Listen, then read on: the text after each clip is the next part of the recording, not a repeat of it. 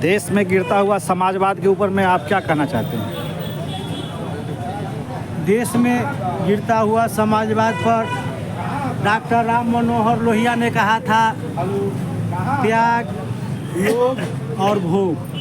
त्याग से उन्होंने संबोधित किया था कि संघर्ष होगा, संघर्ष होने के बाद जनप्रतिनिधि आएंगे, जनप्रतिनिधि बनने के बाद वो भोग युग में लग जाएंगे, अपना परिवार में लग जाएंगे। परिवार में लगने के बाद जनता का समस्या पीछा रह जाएगा, आम का समस्या पीछे रह जाएगा। इस तीसरा पार्ट में बोले थे उफान। अब देश में उफान युग आ गया, महंगाई, बेरोजगारी, भ्रष्टाचार सीमा पर पार कर रहा है। डॉक्टर राम मनोहर लोहिया ने कहा था, संसो पाने बांधी गाट, पिछड़ा पावे 100 में 60। डॉक्टर राम मनोहर लोहिया ने पिछड़ा का बात किए थे। डॉक्टर राम मनोहर लोहिया ने जो अंतिम व्यक्ति का बात किए थे, अंतिम व्यक्ति के लाने का बात किए थे। 67 में 9 राज्य में सरकार बना था सोशलिस्ट पार्टी का। इसके बाद 77 में सरकार बना और आज 77 साल बीत जाने के बाद देश में गैर बराबरी सीमा पार कर रहा है। देश में महंगाई 40% पर सीमा पार कर रहा है, बेरोजगारी 72% पर सीमा पार कर रहा है। इसी को हम लोग उफान युग करते हैं और समाजवाद आज भी जिंदा है। सोशलिस्ट हमारे पूर्व विधायक बालेंद्र बाबू हैं, इनका भी वक्तव्य आता था कि बिहार में, उत्तर बिहार में समाजवादी सम्मेलन हो, समाजवादी सम्मेलन हो। हम लोग समाजवादी सम्मेलन में लगे हुए हैं, पूरा बिहार को, सोशलिस्ट को एक करने में लगे हुए हैं। 2 शब्द हमारे सोशलिस्ट नेता वामपंथी जी है, दीप नारायण यादव 2 शब्द बोलेंगे। जी, आपका इस विषय पर क्या कहना है? देखिए, जहाँ तक समाजवादी की बात है, तो अब अभी जो वर्तमान समय है,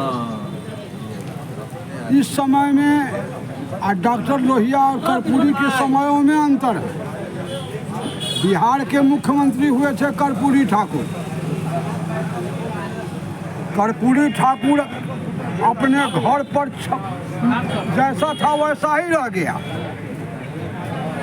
वो कहे कि जिस दिन मेरा बेटा अगर राजनीति में चला आएगा तो मैं राजनीति छोड़ूंगा। तो समाजवाद का एक चरित्र होता है, जो गरीबों के लिए वो काम करता है, गरीबों के लिए उत्थान करता है। आज जो यथाकथित कहिए सामाजिक न्याय के लोग, तो कुछ अपवादों को छोड़ दीजिए। सामाजिक न्याय के नाम लेकर के सत्ता पर काबिज होकर राजनीति में अपने वंशजों को ला रहे हैं। कमोबेश सभी लोगों की यही हालत है। गरीब जैसे था आज भी कमाल है, आज भी बेरोजगार है, आज भी अपराध बढ़ रहे हैं। तो ये समाजवाद पर चलना बहुत ही कठिन है, लेकिन गिरना बहुत आसान है। आज समाज के खासकर जो सामाजिक न्याय के लोग हैं, सच मानने में पूछिए तो वो लोकतंत्र के भी धोखेबाज लोग हैं। क्योंकि देश के गरीब लोग हैं, इसके लिए नहीं सोचते हैं, इसके आड़ में अपने परिवार को बनाते हैं। राजनीति में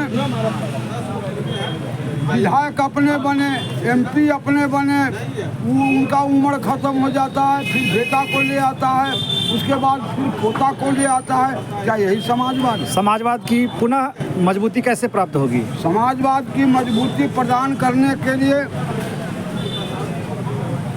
आम लोगों को जागरूक होना पड़ेगा। क्योंकि समाजवाद को लाने के लिए समाजवादी स्कूल पहले था, लोग ट्रेनिंग करते थे, लोग पढ़ते थे, पढ़ करके कार्यकर्ता तैयारी होता था, कार्यकर्ता गांव में जाता था। लेकिन आज उसकी कमी है, समाजवादी स्कूल ही बंद हो गया। समाजवाद की जहाँ तक पढ़ाई होता था, जहाँ से समाजवाद के मानने वाले लोग निकलते थे, आज वह रास्ता कुंद हो गया। आज वहाँ से, इसलिए समाजवाद को नई धारा में लाने के लिए थोड़ा परिश्रम है, लोगों को जागरूक होना पड़ेगा। और जागरूक होगा तो कोई चीज़ असंभव नहीं है, सब संभव हो जाएगा। और आज भी हम देखते हैं, हमको जनहित अभियान के राजनारायण जी से मिलने का मौका मिला, उनसे हमारी बातचीत हुई। अगर वह व्यक्ति समाजवाद का अगर इस देश में कोई अगर झंडा बुलंद करने वाला है तो वह है जनहित अभियान के राजनारायण, जो शादी किए और परिवार में नहीं बढ़ाए, और उन्होंने शर्त रखा कि हम शादी करेंगे लेकिन बच्चा पैदा नहीं करेंगे।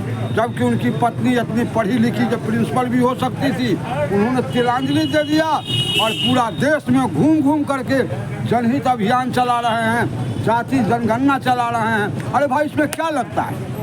अगर नई धारा को लाना है तो इस देश में जितना लोग हैं, उन लोग कितना लोग हैं उसकी गिनती करो।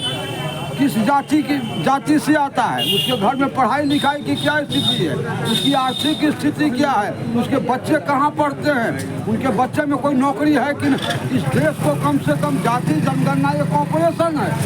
हर आदमी का जैसे सर्जरी होता है, शरीर में बीमारी कहाँ है, तो शरीर में बीमारी तब न मिलेगा जब हमारा सर्जरी होगा, अल्ट्रासाउंड होगा। तो इस देश में अगर अल्ट्रासाउंड अगर करना है, इस देश को अगर सर्जरी करना है, तो इस देश में जाति जनगणना कराओ और जिसकी कितनी स्थिति है उसको। आखिर हमारे मलाइके खड़ा है, कलेक्टर साहब की गिनती हो, उनके बच्चे का भी गिनती हो, उनका बेटा कहाँ पढ़ता है, आम जनता का बेटा कहाँ पढ़ता है। माने देश में जितना लोग हैं उन पर ऑपरेशन, उनके पास क्या संपत्ति है, मेरे पास क्या संपत्ति है।